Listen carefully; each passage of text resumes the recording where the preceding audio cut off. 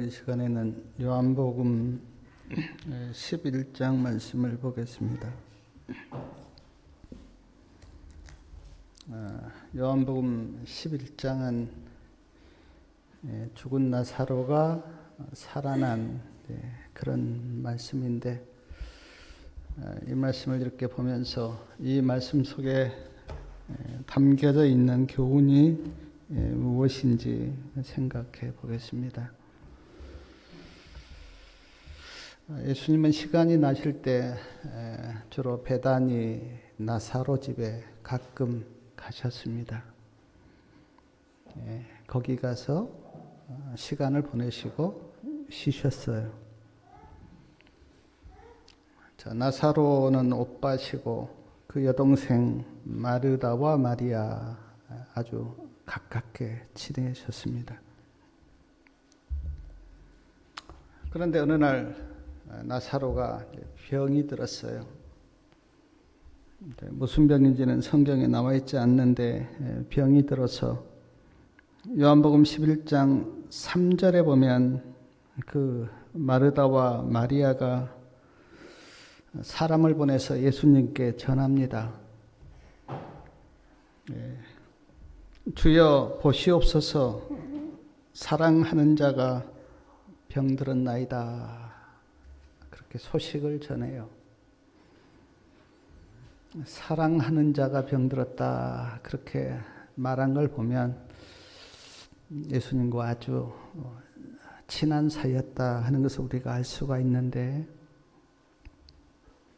나사로가 병들었다고 하는 소식을 예수님께서 듣고 그 4절에 보니까 이 병은 죽을 병이 아니라 하나님의 영광을 위함이며 하나님의 아들로 이를 인하여 영광을 얻게 하려 함이라. 그렇게 말씀하시고 6절 끝에 보니까 거기에서 이틀을 더 유하셔요. 빨리 오시지 않습니다. 그 병은 죽을 병이 아니야 그렇게 말씀하시고 이틀을 계셨는데 그때 나사로는 죽었습니다.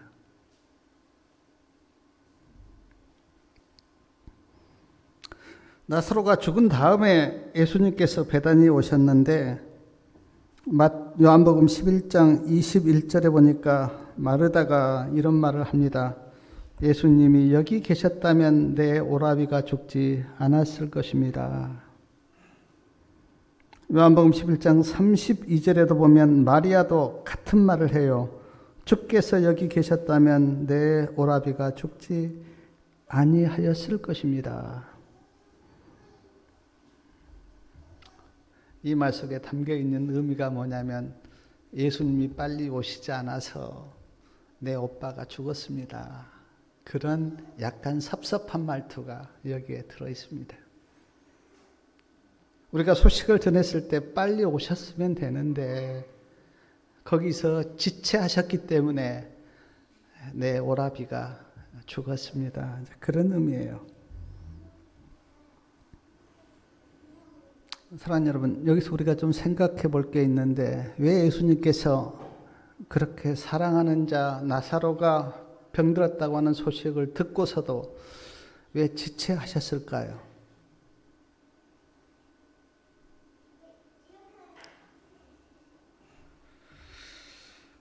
제가 생각했던 그 예수님이 지체하신 이유는 예수님께서 회당장 야이로의 딸을 살렸을 때 유대 종교 지도자들이 비난하기를 예수님이 죽은 회당장 야이로의 딸을 살린 것이 아니고 그냥 죽지 않았다 그렇게 예수님을 비난했어요. 나인성 과부의 아들을 살렸을 때도 종교 지도자들이 예수님을 비난하기를 나인성 과부의 아들이 죽은 것이 아니고 그냥 기절하였다가 깨어난 것이다. 그렇게 거짓말을 하면서 예수님을 비난했어요.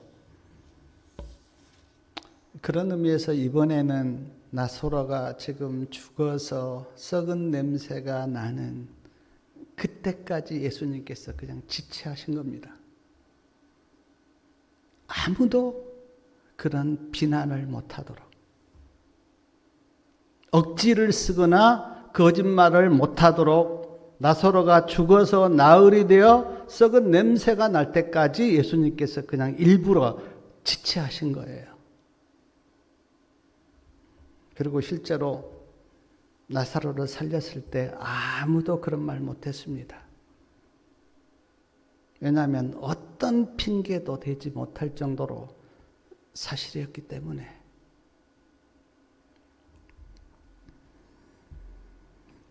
또 하나 예수님께서 지체하신 이유가 뭐냐면, 지금 요한복음 11장 나사로를 살리는 이 말씀을 통해서 예수님께서 자신이 하나님의 아들이심을 지금 드러내려고 예수님께서 마음을 잡수신 거예요.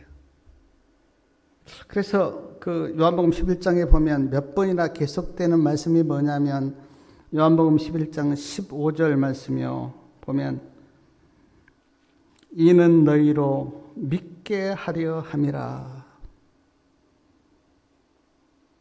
요한복음 11장 25절과 26절에 있는 말씀, 아주 유명한 말씀인데 우리 다 같이 한번 읽어보겠습니다. 25절하고 26절이요.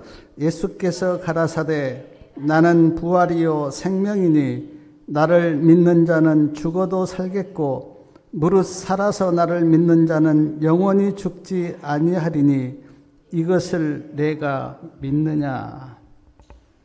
지금 예수님께서 자신이 부활이고 생명이심을 지금 드러내시려고 나사로를 죽도록 내버려 두었고 그냥 지체하신 거예요. 예수님께서 자기를 드러내시려고. 그 이유는 그러므로 사람들이 다 예수님을 믿도록 하기 위하여. 요한복음 11장 42절에도 보면 이렇게 말씀합니다. 항상 내 말을 들으시는 줄을 내가 알았나이다. 그러나 이 말씀하옵는 것은 둘러선 무리를 위함이니 곧 아버지께서 나를 보내신 것을 저희로 믿게 하려 함이니이다. 하나님께서 예수님을 보냈다고 하는 것을 사람들로 하여금 믿게 하려고.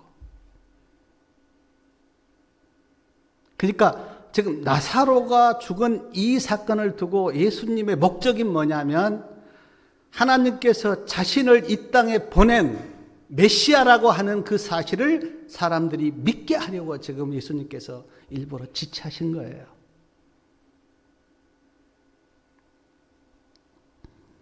사랑하는 여러분, 예수님께서 사복음서를 보면 많은 기적을 행하셨어요. 죽은 자도 살리고, 또 시각장애인 눈도 뜨게 하고, 중풍병자도 고치고, 많은 기적을 행하셨는데 그 기적을 행하신 이유가 뭡니까? 예수님이 그리스도이시고 하나님의 아들 되심을 믿게 하려고. 예수님께서 자기를 드러내려고 기적 행하신 것 아닙니다. 사람들에게 나는 이렇게 능력이 많다, 그것을 보여주시려고 기적 행하신 것 아니고요. 예수님이 누구신가를 믿게 하려고.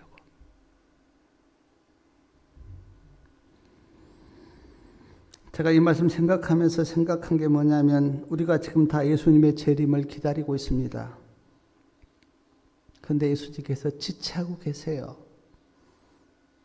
우리의 생각으로는 빨리 오실 거라 그렇게 믿었는데 지체하십니다. 물론 예수님의 시간은 있죠. 그런데 왜 이렇게 예수님께서 더디 오시는가?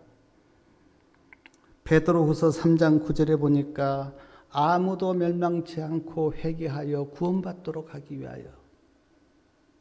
베드로는 그렇게 봤어요. 예수님께서 이렇게 지체하신 것은 우리가 다 예수님 믿어서 구원받도록 하기 위하여. 예수님께서 30년 전에 오셨다면 아마 이 중에 성경에는 태어나지도 않았을 거고 이 중에 구원받지 못할 사람이 있을 거예요. 30년 전에 오셨다면. 50년 전에 오셨다면 저도 그때는 예수님 몰랐습니다. 저도 구원받지 못할 겁니다. 근데 예수님께서 조금 더디 오시기 때문에 예수님을 믿고 구원받을 사람이 있잖아요.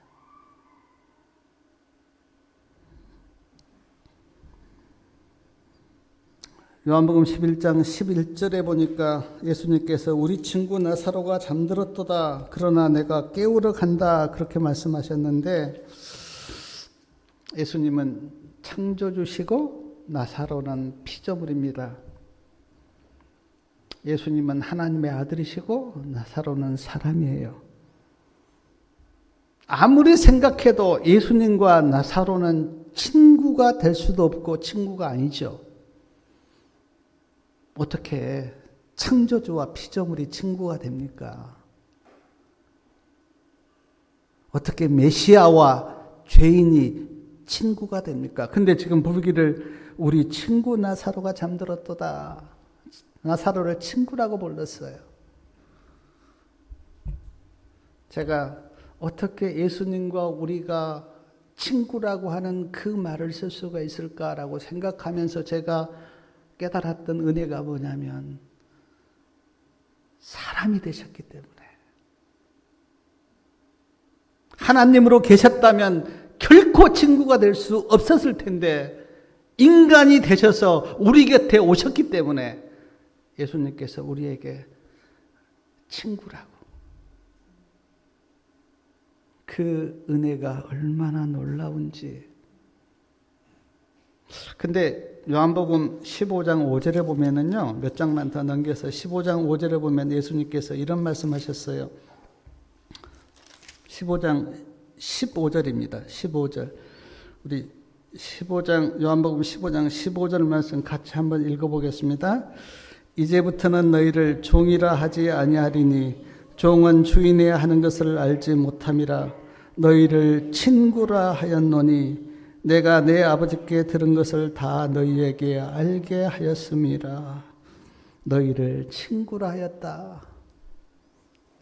왜냐하면 하나님 아버지가 일러주신 말씀을 우리도 들었기 때문에,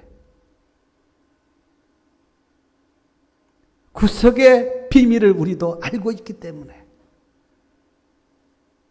이제는 우리가 다 하나님의 자녀가 되었기 때문에 너희를 친구라고 하였다. 얼마나 놀라운 은혜인지 모르겠어요.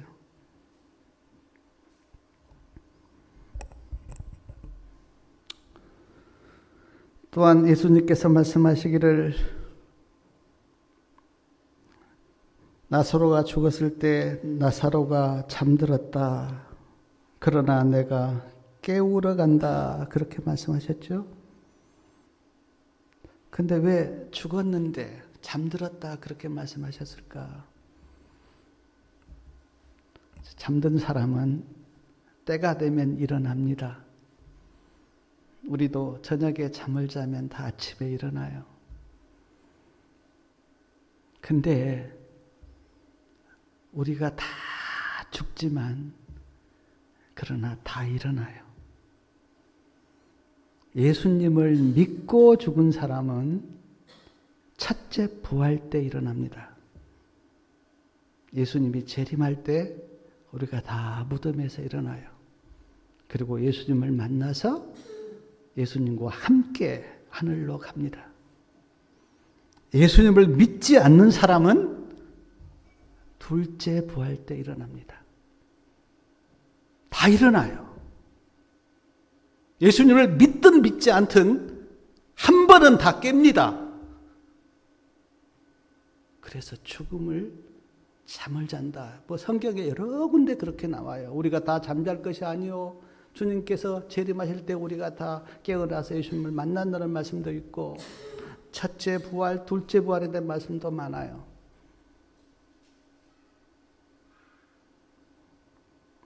그래서 예수님께서 지금 나사로가 죽었는데 잠을 잔다. 그렇게 말씀하셨어요. 요한복음 11장 21절부터 22절에 보면 예수님이 베다니에 이제 오셨습니다. 그 소식을 마르다가 들어요. 그리고 마르다가 예수님을 이제 만나러 밖으로 나갑니다. 슬퍼하는 마르다에게 예수님께서 요한복음 11장 23절 보니까 예수께서 가라사대 내 오라비가 다시 살리라. 그러니까 마르다가 어떻게 대답합니까? 24절에 보니까 마르다가 가로되 마지막 날 부활에는 다시 살 줄을 내가 아나이다. 자, 마르다의 말이 틀렸습니까? 맞아요. 마지막 날 부활 때는 다시 삽니다. 근데 지금 마르다가 지금 예수님이 나사로를 살릴 수 있다고 하는 것은 믿지 못합니다. 자, 마르다도 못 믿었어요. 마리아도 못 믿습니다. 말씀을 보면.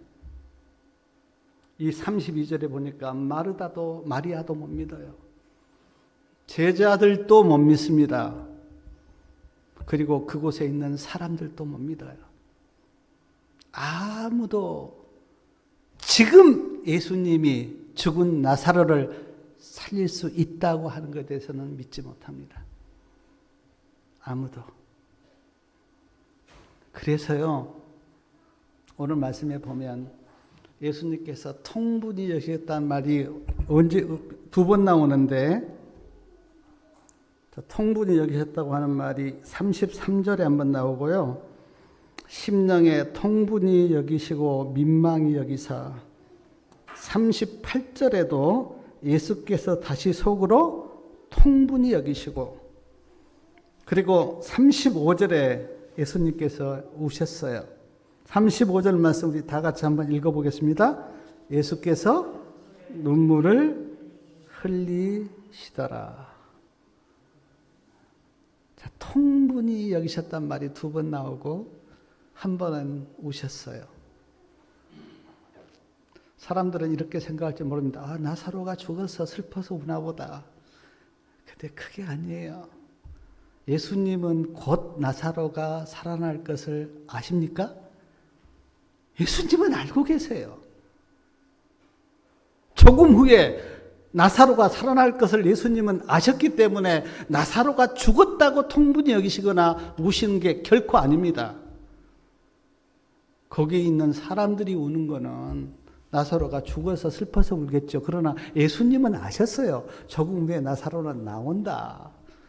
그래서 통분히 여기시거나 우실 이유가 예수님은 없어요. 나사로 때문에는. 근데 왜 통분히 여기시고 우셨는가? 사람들의 믿음 없음을 보시고,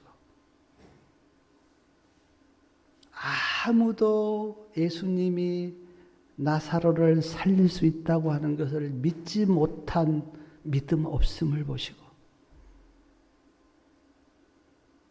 또 하나 예수님께서 눈물을 흘리신 이유가 뭐냐면 예수님께서 나사로를 살려서 예수님이 누구신가를 보여줬는데 그곳에 있는 사람들 중에 예수님을 죽이려고 모의하는 것을 내다보시고 예수님께서 마음이 찢어지신 거예요. 내가 이렇게 보여줬는데, 내가 누구인가를 이렇게 나타내 보여줬는데 믿지 못한 인간의 믿음 없음을 보시고 예수님께서 마음이 찢어지신 거예요. 그래서 통분히 여기시고 눈물을 흘리신 거예요.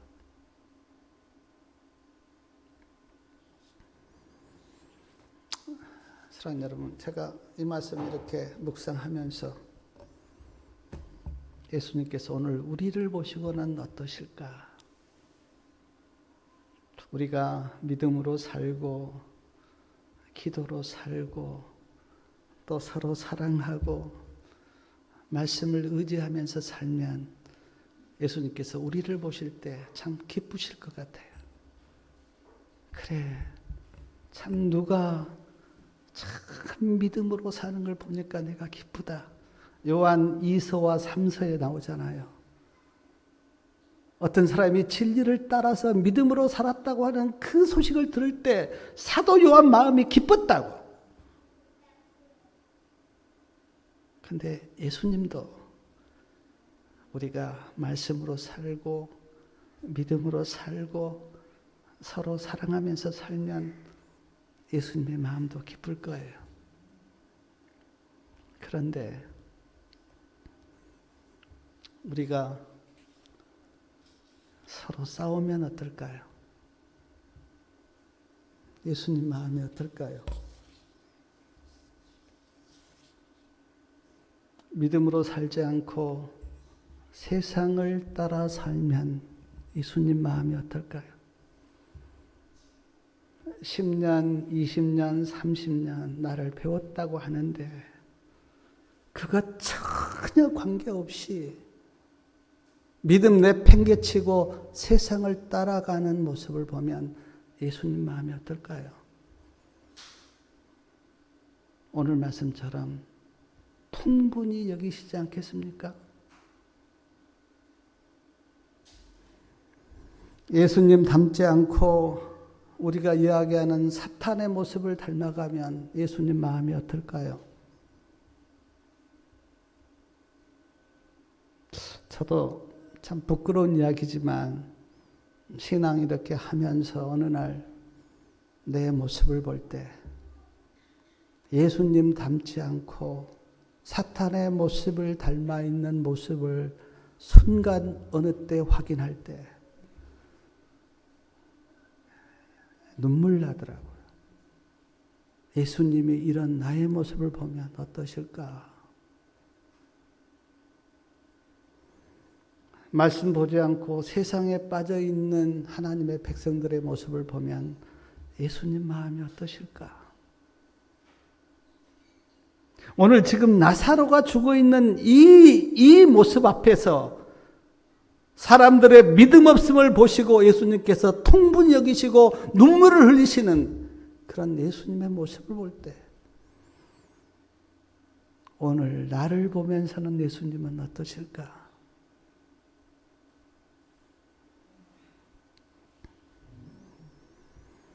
사랑하는 여러분, 자신을 잘 살펴보시기 바랍니다. 나를 보시고 예수님은 기뻐하실까? 슬퍼하실까?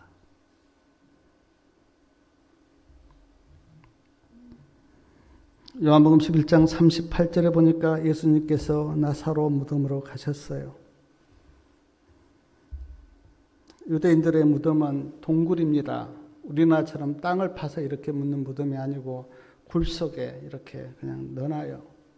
그리고 뭐 짐승이나 이런 것들이 이제 해치지 못하도록 그 굴 문을 돌로 막아 놓습니다.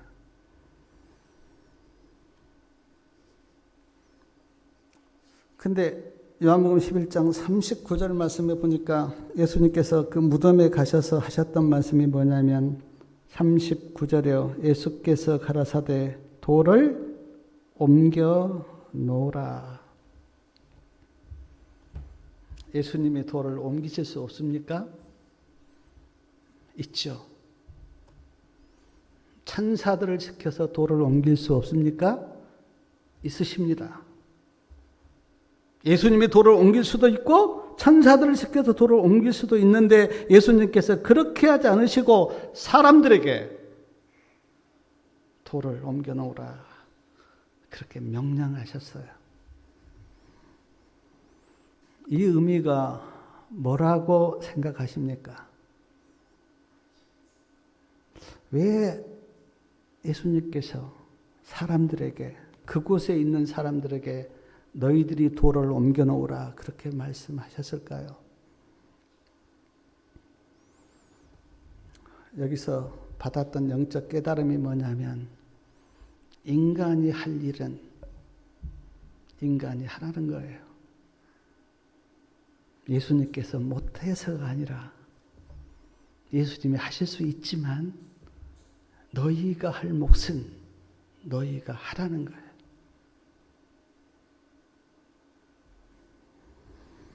자, 예수님이 내 대신 성경을 연구해 주십니까? 그러면 얼마나 좋겠어요. 예수님이 쫙 성경 연구해서 내 안에 그렇게 들어오시면 뭐 성경 연구할 것도 없고 뭐 얼마나 좋겠어요.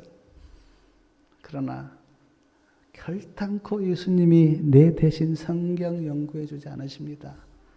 내가 해야 돼요. 아멘? 내가 해야 돼요. 성경 연구하는 것 쉽지 않아요. 하나님의 말씀이 머리가 좋다고 잘 아는 것도 아니에요. 쉽지 않아요. 저도 지금 책 보기 힘듭니다. 아픈 데가 많아요. 눈이 따가워서 책을 못 보겠어요. 그러나 예수님은 말씀하세요. 네가 성경을 연구해라. 우리가 기도할 제목 많습니다. 예수님이 내 대신 기도해 주십니까? 아니요. 내가 기도해야 돼요. 예수님께서 말씀하시기를 영혼 구원하는 전도도 너희들이 하라 그렇게 말씀하셨어요. 우리가 해야 할 몫은 우리가 해야 돼요. 예수님께서 구원을 다 이루셨지만 내가 믿지 않으면 구원 못 받아요. 내가 믿어야 돼요. 누가 대신 믿어주지 않아요. 내가 시간을 내서 성경을 연구하고 내가 믿고 내가 하나님을 부르짖고 내가 주님을 바라보면서 믿음의 길을 내가 가야 돼요. 대신 해준 사람 없어요. 그런 의미에서 예수님께서 너희들이 돌을 옮겨라.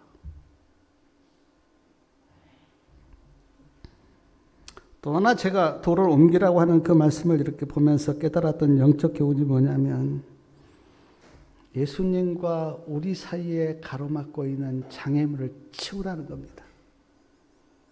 지금 나사로와 예수님 사이에 돌이 가로막고 있었어요. 근데 그 돌을 치우라 그렇게 말씀하시는데 우리 성도님들과 예수님 사이에 가로막고 있는 장애물은 뭡니까? 어떤 사람은 돈이 예수님과 나 사이를 가로막고 있을 거예요. 제가 여러 번 말씀했지만 지금 이 시대의 우상은 돈입니다. 돈이 가로막고 있어요. 어떤 사람에게는 자존심이, 어떤 사람에게는 쾌락이, 어떤 사람에게는 자기의가, 어떤 사람에게는 TV나 세상 음악이, 어떤 사람에게는 괴팍한 성격이나 고집이, 어떤 사람에게는 편견이 예수님과 내 사이에 가로놓여 있어요. 그거를 치우라 그렇게 말씀하십니다. 그거를 치우라고요.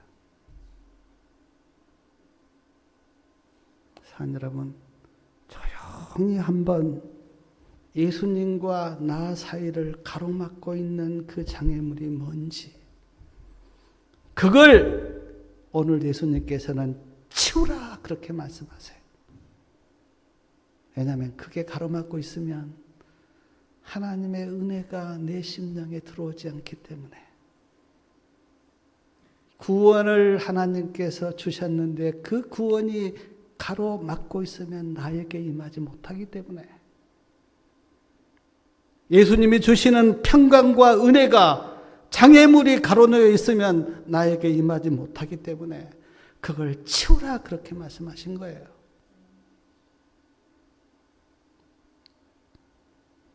제가 신앙 해보니까 있더라고요. 자존심도 있고요. 그 못난 성격도 있고요. 근데 그것 때문에 내 심령 속에 하나님의 은혜가 흐르질 못하고 막고 있어요. 그거를 오늘 치우라고 예수님께서 말씀하시고, 사람들이 주님의 말씀에 순종해서 무덤 입구를 막고 있는 그 돌을 치웠습니다. 그리고 예수님께서 기도하셨어요. 그런데 그 기도가 41절하고 42절 말씀인데 41절만 우리 다 같이 한번 읽겠습니다. 자, 돌을 옮겨 놓으니 예수께서 눈을 들어 우러러 보시고 가라사대 아버지여 내 말을 들으신 것을 감사하나이다. 그렇게 기도하셨어요. 하늘을 우러러 보시면서 아버지여 내 말을 들으신 것을 감사합니다. 그리고 기도하셨어요. 그리고 기도하신 다음에 몇 절입니까? 43절에 보니까 큰 소리로 나사로를 부릅니다. 나사로야 나오라. 큰 소리로, 거기에 있는 모든 사람들이 듣도록 큰 소리로 나사로야 나오라 그렇게 불렀어요. 나사로가 예수님의 명령 앞에 죽었던 나사로가, 죽어서 나흘이 되어서 썩은 냄새가 난 나사로가 살아서 나왔어요. 몸에는 지금 꽁꽁 묶여 있습니다. 끈으로. 예수님께서 말씀하세요. 그 끈 풀어놓아서 다니게 하라. 사람들이 그 끈을 풀어놓으니까 나사로가, 시대소망 536페이지에 보니까 나사로가 예수님 앞에 엎드려서 경배합니다. 큰 절을 올린 거죠. 마르다와 마리아가 죽었던 오빠가 다시 살아났다고 너무 감격하면서 기쁨의 죄를 합니다. 그리고 마르다와 마리아가 예수님께 감사한다. 그렇게 증언에 기록되어 있어요. 사랑하는 여러분, 제가 요한복음 11장 나사로의 말씀을 통해서 우리 성도님들에게 그리고 저에게 네 가지를 알아야 한다고 하는 그 영적 교훈을 좀 드리고 싶어요. 첫 번째는 예수님께서 왜 나사로가 죽었다고 하는 그 소식을 듣고 예수님이 지체하셨는지 그 예수님의 깊은 뜻을 우리는 알아야 합니다. 사랑하는 자가 죽었다고 하는 소식을 듣고도 예수님께서 왜 지체하셨는가? 제가 두 가지 말씀을 드렸어요. 하나는 사람들이 믿도록 하기 위해서.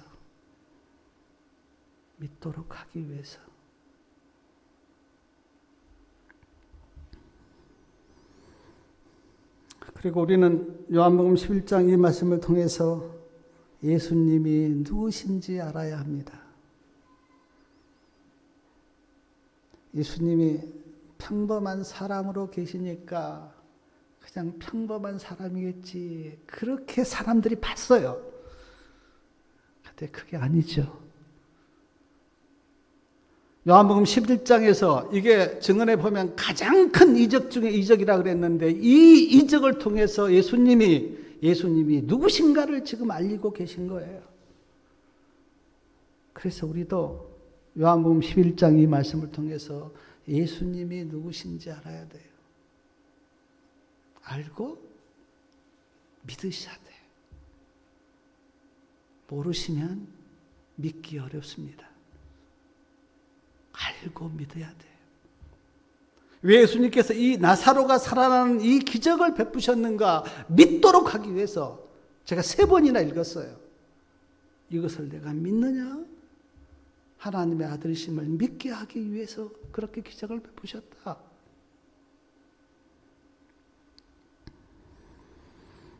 또 하나 알아야 될 게 뭐냐면 아까도 말씀드렸지만 예수님께서 통분히 여기시고 눈물을 흘리신 그 의미를 우리는 알아야 돼요.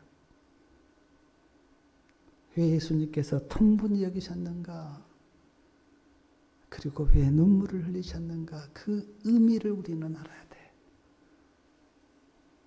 그래서 예수님이 나 때문에는 가슴 아파하지 마시고 눈물을 흘리시는 그 일이 나 때문에는 없어야 합니다. 그래서 우리는 예수님께서 요한복음 11장에서 왜 통분히 여기시고 눈물을 흘리셨는지 그 눈물의 의미를 우리는 알아야 돼요. 또 하나 돌을 옮겨 놓으라고 하는 그 의미도 우리가 알아야 합니다. 그리고 내가 할 일은 내가 해야 돼요.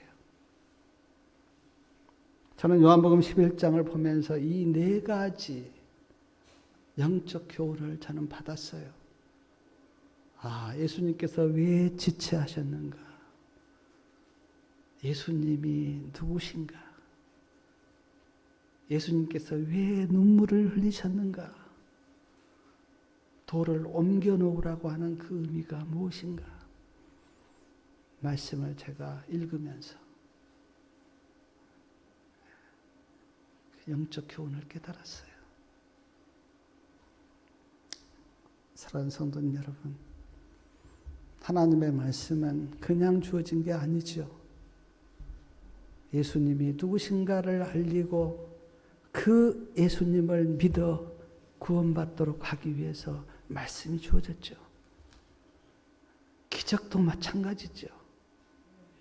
그래서 우리가 이 말씀을 보면서 예수님이 누구시며 나는 그분을 어떻게 알고 어떻게 믿는지 자신을 돌아봐야죠. 그러기 위해서 하나님의 말씀이 우리에게 주어졌기 때문에 제가 기독교 역사를 이렇게 보면서 저는 뭐 성경학자도 아니지만 성경이 우리 손에 그냥 왔다고 결코 생각하시면 안 됩니다. 얼마나 많은 피와 죽음을 통해서 성경이 우리에게 주어졌는지 몰라요. 성경을 처음 가지고 왔던 선교사님들은 거의가 다 죽었어요.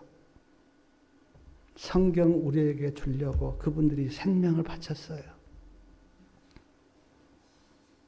지금도 북한이나 저런 중동, 이슬람 거기에서는 성경 못 봅니다.